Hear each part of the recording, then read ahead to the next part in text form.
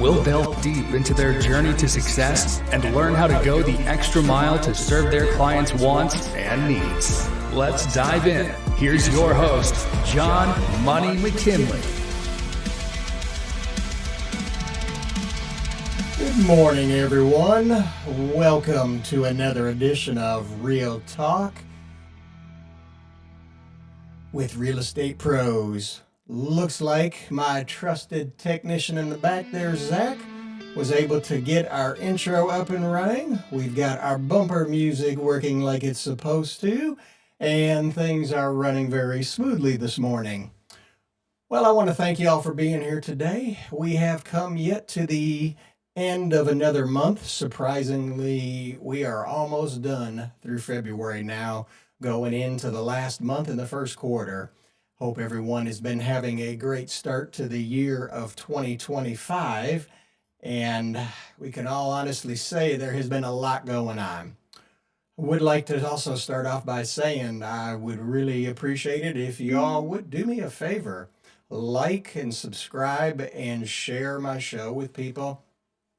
I put together Real Talk with Real Estate Pros to give us a place where we could see what's happening in the world of real estate. There's a lot of things going on that you're just not hearing it because you're just seeing information from the television, from the news actors. And this is a place to where I want to have it so you're going to get the up-to-the-date information on what's going on in the world of real estate. That's why I bring in experts from real estate to credit, and of course myself, mortgages, insurance, home inspection, to really let you know what you need to know when it comes to buying or selling real estate, as well as what's happening here in our local economy. But with all that said, this is the last Wednesday of the month, and I always have my trusted credit advisor, Mr. Greg West, with us. I've worked with Greg for, what are we going on, over 25 years now, Greg? Pretty close, yeah. And Greg has been a trusted credit advisor who has helped my clients for all of 25 years put themselves in the position to where they can get their credit life in order and be able to become homeowners. But with that said, Mr. West, how are you doing on this fine morning?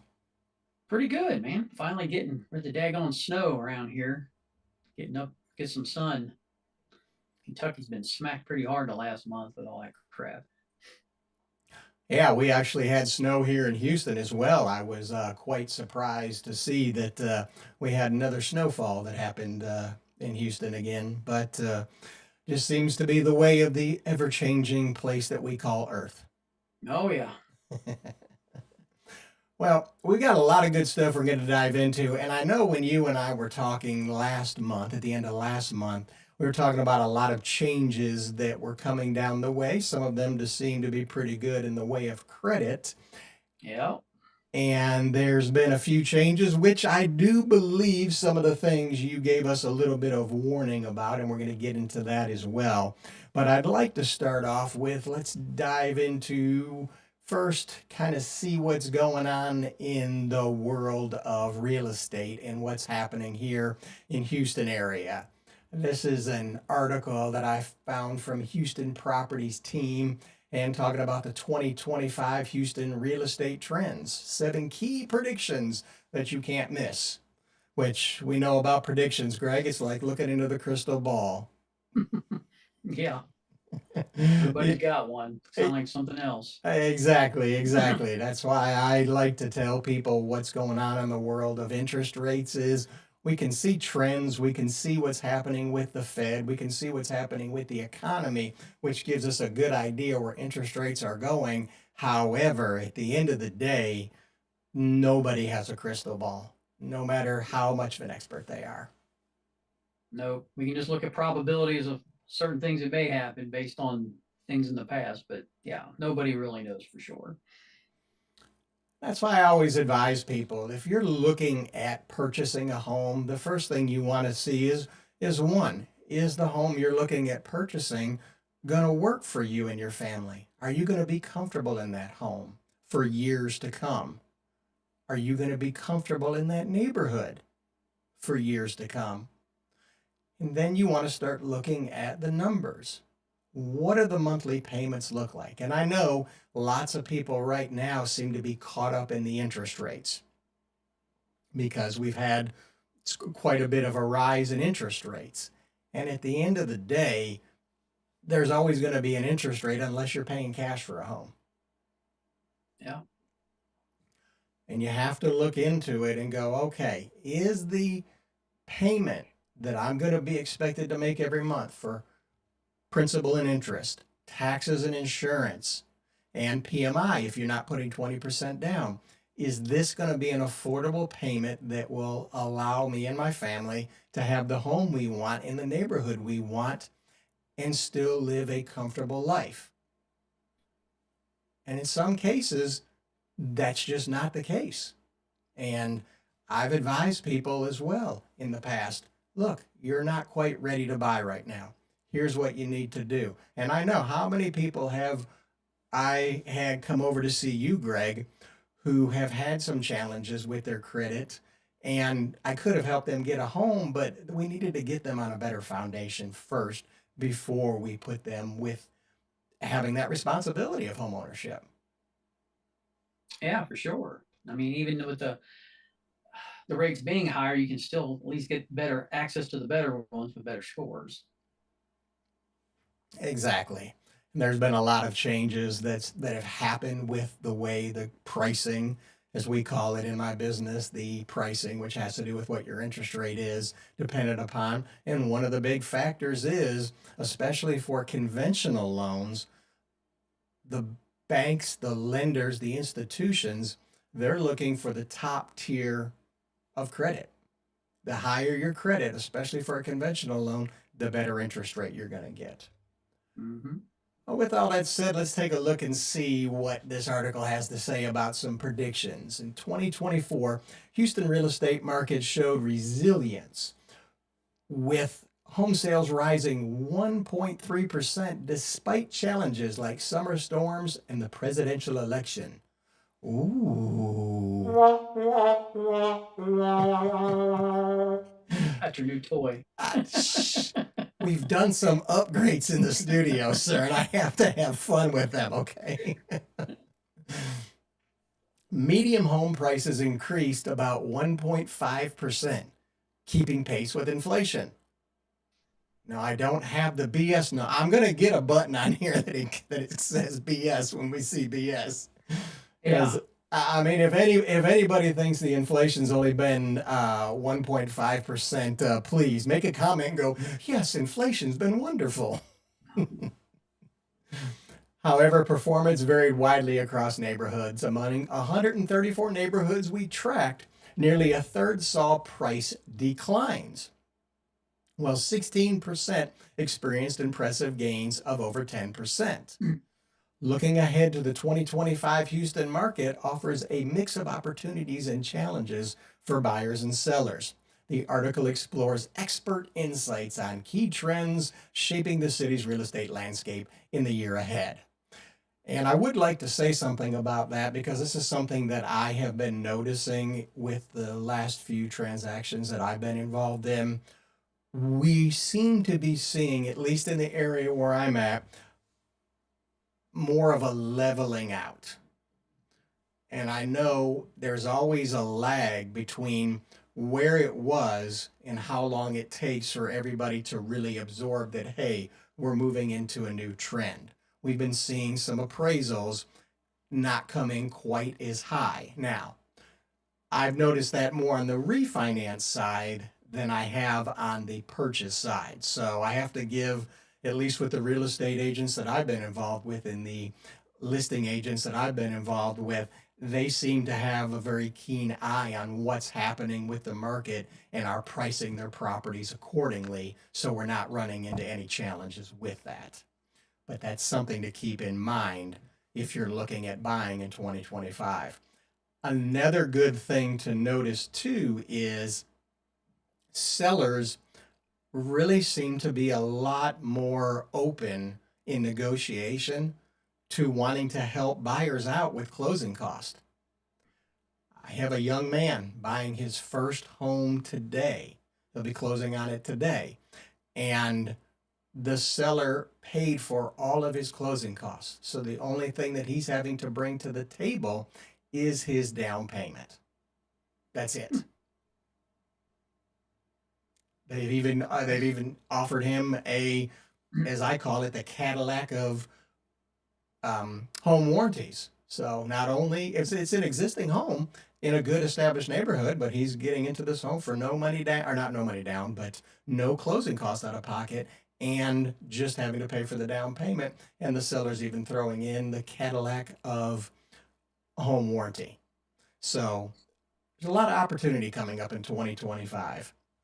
I have noticed in our neighborhood, which is what I pay most attention to with real estate, is homes that have been for sale. If they've been on the market more than 30, 60 days now, I have seen a couple that went down 10,000 in price already. So they are starting to, I think the top has in and maybe on the downslide finally, where homes will start getting more affordable anyway. Yeah, I think we're going to start seeing that, and that's something that we've been needing to see. We can all honestly say, over the past 5 years, the amount, the 30, the 40, the 50, the 60, in some places 70% increase in value over just the past 4.5 years is a little excessive. And it's pushed a lot of people out of the market. It has, yeah. And it's okay. And this comes across my desk where a lot of people going, oh my gosh, well, if I'm buying a home now and prices are going to come down, I'm going to be stuck in a home and I'm going to be upside down like the dreaded times of the 2008 mortgage meltdown. And that's where, when I'm consulting with people and sitting down with them one-on-one across the table from each other, I ask them, how long are you planning on staying in this home? Is this a short-term home for you? And if it is, then you might want to look at maybe looking at renting for a little while. Or if it's going to be a short term, are you going to be comfortable with taking that home in a year or two from now and turning it into a long-term rental? Which I have a lot of home buyers that have done that over their lives. They'll start out, they'll get their first home, they'll live there 2 to 3 years, and instead of selling, they've already saved enough money to buy their next home, and they turn that into a nice rental and get cash flow. Which in situations like that, you want to make sure, okay, this home that I'm buying today, if I turn it into a rental, will I receive cash flow?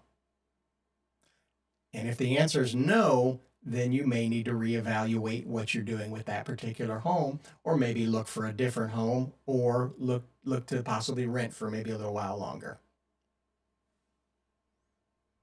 But let's go back to this article and talking about after closing 2024, and this is for the Houston and surrounding areas, as the 5th best real estate market in history.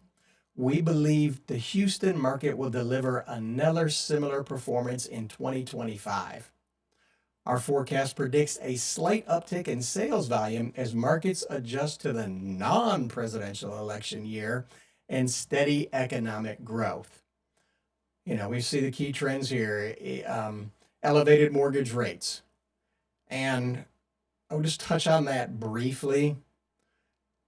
This is something that a lot of people should pay attention to when they're looking at what's going to happen with the interest rates. The feds are dropping the short-term interest rates, but my mortgage rates are still going up, because those two don't follow in correlation with each other. If the economy is rocking and rolling and doing very well, you're going to be looking at traditionally a higher interest rate for your mortgages, 15-year or 30-year. That's just going to be the way it is. If the economy starts to falter, which we are looking at some possible trends nationwide, that we could be looking at a staggering economy and going into a recession, if not a hard recession, that could change numbers as far as what happens with the interest rates to try to stimulate the economy. But these are all really going to depend on what's going to happen with the economy. And then, of course, what's going to happen based on what the administration does. Then it says Houston's unique position. Houston's market is supported by its strong a strong economy and projected addition of over 75,000 new jobs in 2025. The population growth is expected to sustain housing demand, particularly in areas with proximity to major employment hubs and top schools. And this is something that there is a lot of business going on in Houston as well as Texas. Apple is even moving here to one of their facilities, which is going to be a server warehouse for, I don't think they're really calling it AI, but that's going to be the Apple AI. And that's going to bring us a massive amount of jobs as well in the Houston area. Are they moving from California, I wonder? That dumpster fire out there. Shh. I think that's where all your growth's coming from, probably. Those western states, man, people are leaving. Yeah, we have seen a large influx of Californians that have come in, especially over the past 4 or 5 years, and a lot of the larger businesses. I know, and this may be a dreaded word depending on who's watching, Elon. He's moved a lot of his companies here to Texas. He moved his Twitter here, or X, whichever you prefer to call it. He's moved his SpaceX here as well too. I mean, he's built a whole city. We talked about this in past shows. He's got an entire city that he's building for the SpaceX, which is pretty interesting. Yeah, I've even noticed it here. We've got a part of the interstate. There's 10 miles between exits between the middle and bottom of Richmond off I-75, and allegedly some Utah group is coming and bought the entire land. They're gonna, I guess, turn it into suburbia. I don't know. Not looking forward to it, but everybody's moving. They're moving this way. Yeah, I'm very, very interested to see what's going on. I have a good friend of mine. His name is Brian, and he's in North Carolina, and he's in real estate as well. He's gonna be working for a large real estate office there in North Carolina, and he's telling me about all the things that are happening where he's at, and all the things that are happening in the North Carolina area. He said it is growing, it is moving, and they've seen a lot of people coming, especially from the northeast side, down to North Carolina for the weather and just for the better climate as well as the better environment and the more friendly business environment as well too. So it's very interesting to see what's going to be happening. And just to let everybody know, yes, this year I will become licensed in North Carolina. So, of course, in Texas, if you're looking for a home loan, I would like to be your lender. But those of you in North Carolina, I am coming there and we'll be there to help you as well too. Let's dive in here too, because I know we were talking about interest rates, and let's take a look at Norda Real Estate Investments, talking about mortgage rates forecast for the next 3 years, 2025 to 2027. If your mortgage rates forecast for the next 3 years, okay, let's get real. 2025 isn't going to be a magical year where the mortgage rates plummet overnight. What experts are saying is that we'll see a gradual decrease. Think of it as a slow climb down a hill, not a free fall. Right now, we're hovering around 6.5 to 7%, leaning more towards the sevens for owner occupied right now. And of course, I am not quoting interest rates here, so I cannot give APR. I am simply reading a news article. Have to make sure to get all my disclosures out, Mr. West. Mark for a 30-year fixed mortgage. And that's partly because the Federal Reserve has been aggressively raising interest rates to fight inflation. Good news is inflation has come down a bit to 2.7%. Bullshit, excuse me. I'm sorry. Little bit of allergy, sir. The Fed is likely to take a more relaxed approach. Now, what does that actually mean for you? Well, experts predict a 30-year fixed mortgage rate will likely hang around 6 to 6.5% through 2025. It's definitely improvement from where we are now, but still slightly higher than pre-pandemic levels. It's like we're finally seeing the light at the end of the tunnel, and the tunnel is pretty long. There's some truth to what's going on here, but I really can't stress enough. A lot of the factors that's going to happen on the long-term interest rates, because they are tied to the 10-year treasury. Yeah, I was gonna say that the bond market, man, it's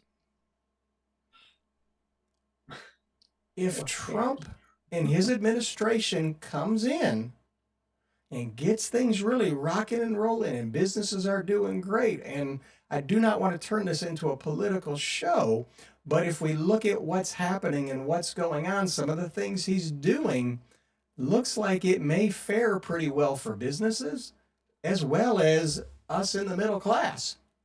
Now Greg's in Kentucky, so in Kentucky there are no middle class. It's all mountain people, right, Greg? Yep, we all come out from living from underground. Exactly. Kind of like the back in the day, the Dukes of Hazzard, similar to that type of landscape, sir. Is that correct? There's some mountains. Yep. You got your local boar's nest type of establishment where you go drinking on the weekend, sir. Sure do. Sure do. I'm sorry. I'm not meaning to date myself, y'all.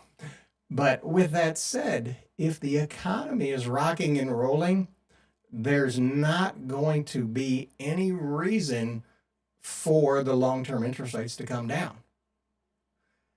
And we can look at that as a good thing because that will fare well to stop this inflation happening in evaluation of our real estate going up.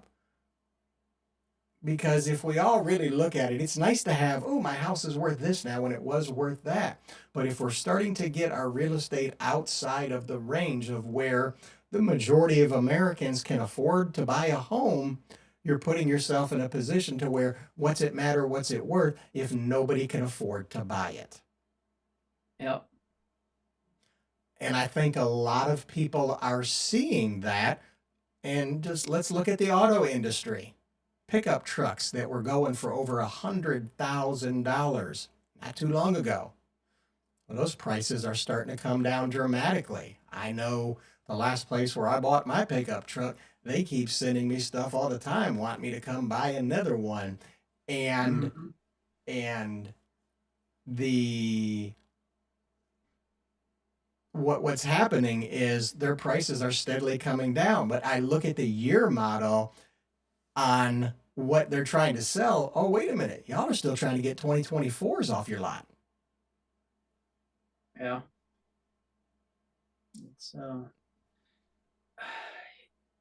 It's it's tough to and again, this is not a financial advice or a channel that does that, but everybody's wanting to lower the interest rates, but they don't realize they can't have their cake and eat it too. One causes the other as far as strong dollar, weak dollar. Strong dollar makes products less expensive. You can get more for your money, but of course hurts your investments. So people need to be careful what they wish for. Whether you're in a lower class, middle class, or in the 1% determines who benefits the most from action either way. There's always somebody who's going to get punished. Middle class mainly, unfortunately. Exactly. And that's why, and that's another thing I'd like to throw this out to Mr. West, is that's something that Mr. West has helped people with in helping them get a financial game plan put into place. If you can control your dollars and put and realize the dollars are your servant, not the other way around. And we're all guilty of it. We all get a little bit of money. We all want to buy things. We think that, ooh, I've been working my butt off. I deserve to go buy whatever toy it is.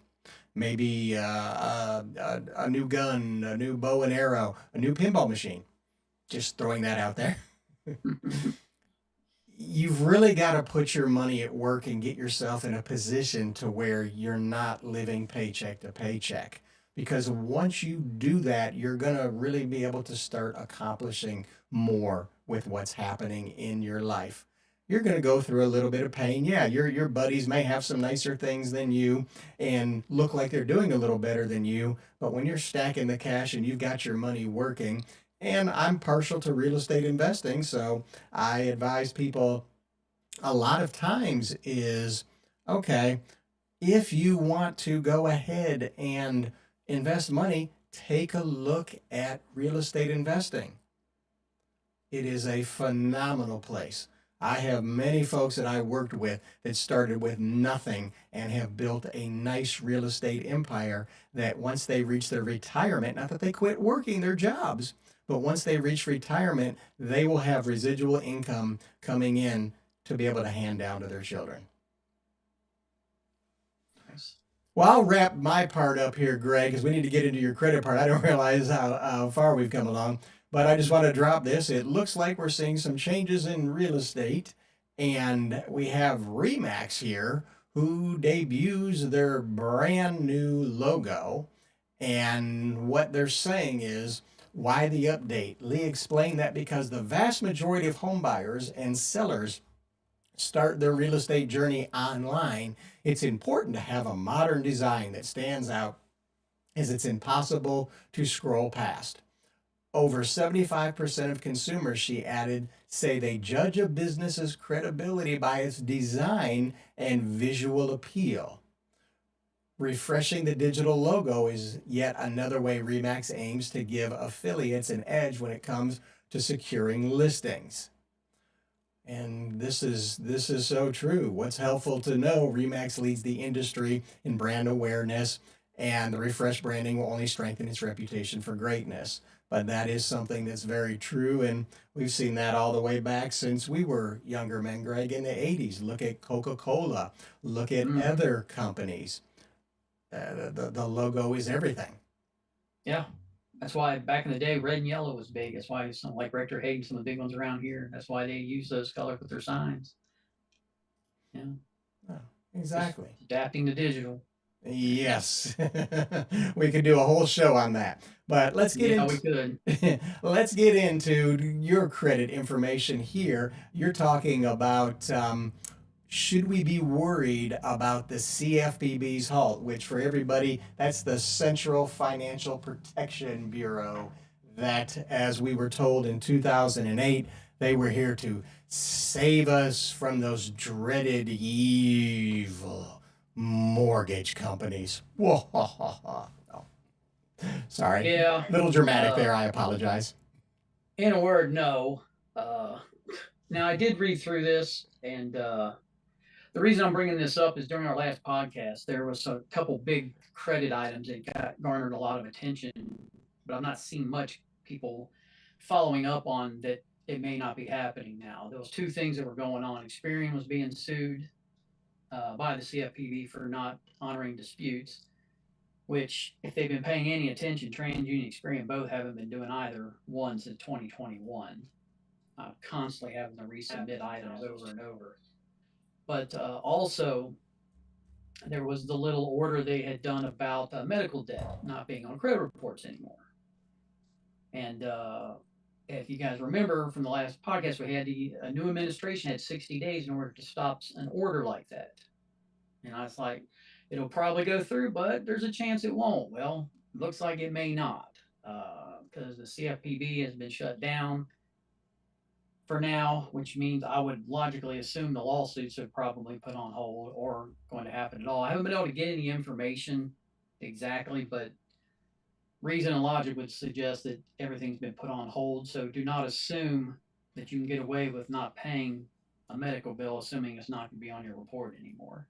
So that's the main reason I wanted to bring it back up, is so people don't assume something and get themselves in trouble based on a law that went around social media that has not been updated.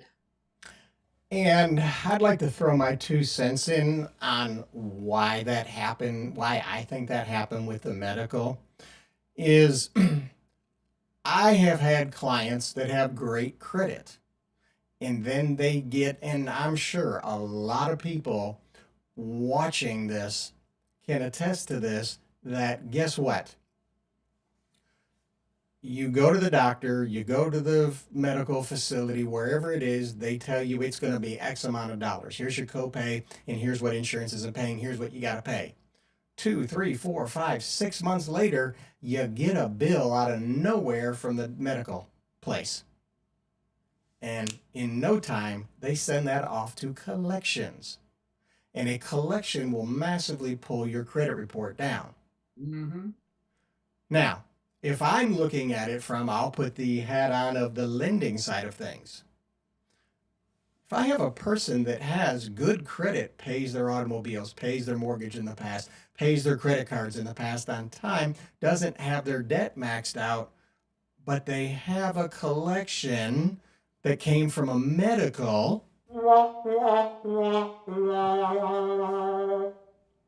now their credit score that should be in the high sevens is now pulled down to maybe the high sixes.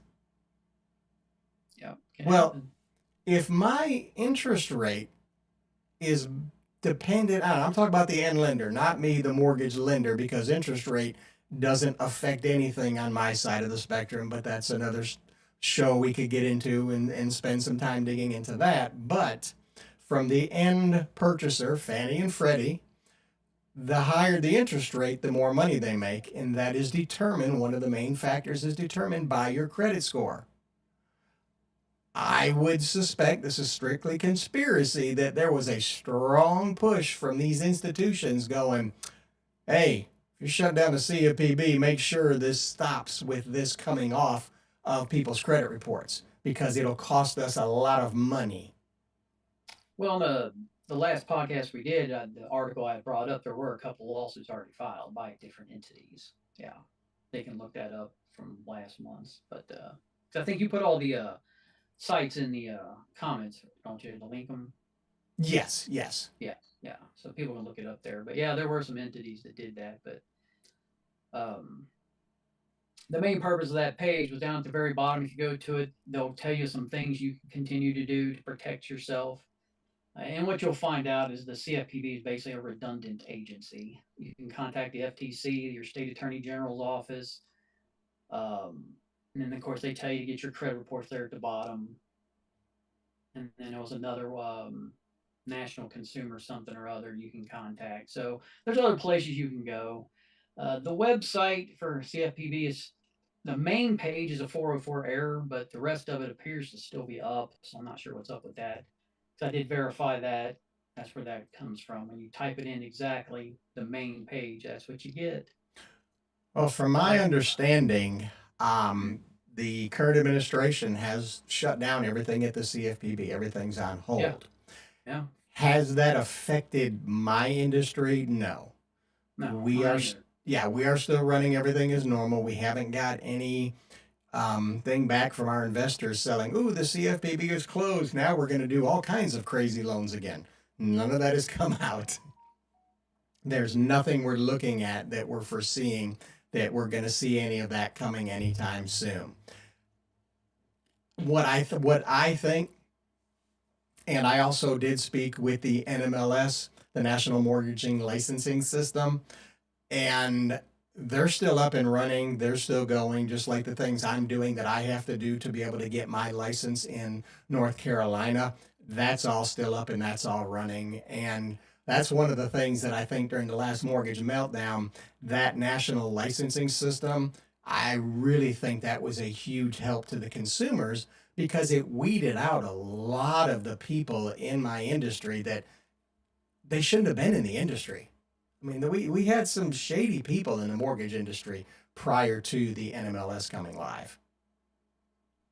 So what's going to happen with the CFPB? I don't know. We're hoping it doesn't necessarily quite go away, but we're hoping it streamlines more and gets in there and really starts doing more to help the consumers. I mean, if you have a credit card debt right now, you all know you're in the high 20s. If not 30s. Bank fees are still there. Overdraft fees are still there, which is all stuff they said they were going to help us out with. Take a look at a utility statement, whether it be your water bill, your gas bill, your light bill. They fee you to death with nonsense fees. Customer charge, service charge, delivery charge. I mean, we're getting nickeled in death to fees, $10 here, $15 there, $17 here. People go, Well, that's not a lot of money. Well, just take $17 times how many customers they have every month and tell me what that looks like on your bottom line. That's the things that the Consumer Financial Protection Bureau, I think, really should be looking in to do a much better job at helping consumers. Well, they did have other lawsuits, one against Capital One for misleading, and but most of the time, all this stuff just ends up in a corporation paying a fine. It ends up being less than the money they screwed people out of anyway. So as far as I'm concerned, good riddance to There's another one under Trump rule. them. That bars medical debt from credit reports faces challenges, and like we said, that has Mhm. definitely come off. Well, Mr. West, we are getting past the top of the hour here. Is there anything you would like to add to today's show that you can share with people on some things that they can do to put themselves in a good financial position in 2025 and beyond? Yeah, I'll tell you what I wanted to focus more on. We ran out of time, but it'll be in the links. More than ever this year, I've gotten a lot of calls about these 1099-C, which is cancellation of debt, 1099s from tax reasons. Now these things have been around forever, but for whatever reason this year is way higher than normal. So I assume just companies are trying to find ways to lower their taxes, but do not ignore those. It looks just like a 1099, similar to a W-2, and a lot of people ignore them. You need to file those. A copy of those are being sent to the IRS. So you need to file those with your taxes to hopefully avoid an audit of some sort, but you're going to have to pay that as income. Now, when you're talking about that, just to give clarity to everyone, that's a tax document that you receive from a creditor that, let's say you owed $10,000 and you negotiated it to $3,000. They, in turn, at the end of the year or the beginning of the next fiscal year, will send you a nice 1099 for the $7,000 difference that you didn't pay, and you Correct. now have to report that as income on Yes. that year's tax returns. Yes. So if you were going to get one, you got one in the last few weeks. Do not ignore it. You need to file it. I even made a video on my channel about it as well because I've had so many people reaching out about them. So I guess one tip is to avoid in 2025 is don't get in trouble with the IRS. Send your stuff in. Yes, that is one organization I tell everyone if you're in debt, and one of them is the nice, wonderful, loving, caring for you people at the IRS. Pay them first because they will never leave your life. Never. No. Well, Greg, how can people get a hold of you if they want? Greg does offer, as a courtesy here for me, and I really appreciate your support of the show, Mr. West, a free 15-minute consultation with clients where you can openly talk with Mr. West. He'll show you how to get your credit reports, all three of them for free, and he'll actually give you a quick evaluation on where you're at and let you know if there's something he can do to help you, or if it's something that you just may be able to do yourself and don't need to spend money paying him to help you with. Perfectly said. You can go to westcreditservices.com, fill out a little request where I can give you a call or whatever. Or you can phone me or call me at 85 or text me at 859-625-4546. That's my direct cell number. You'll talk to me only. We're not gonna get an AI secretary? You're not going to get an AI secretary or some dude that don't know what he's talking about. It's me. Oh, okay. Well, thank you very much, Mr. West, and I'm sure next month you will have more great information for us at the end of next month. And I will put you back in the green room now, and like to tell everybody, thank you very much for being here to another edition of Real Talk with Real Estate Pros. We're seen and heard every Wednesday at 11:30 p.m. or 11:30, excuse me, a.m. Central Time on YouTube as well as on Facebook. If you know anybody that you think would be a great guest on this show, reach out to me. I would love to talk with them, bring them on as a guest, and share their information with folks. And please do me a favor, like, subscribe, and share. We're really trying to grow this channel and take this to the next level. Y'all have a great rest of the day and the rest of the week.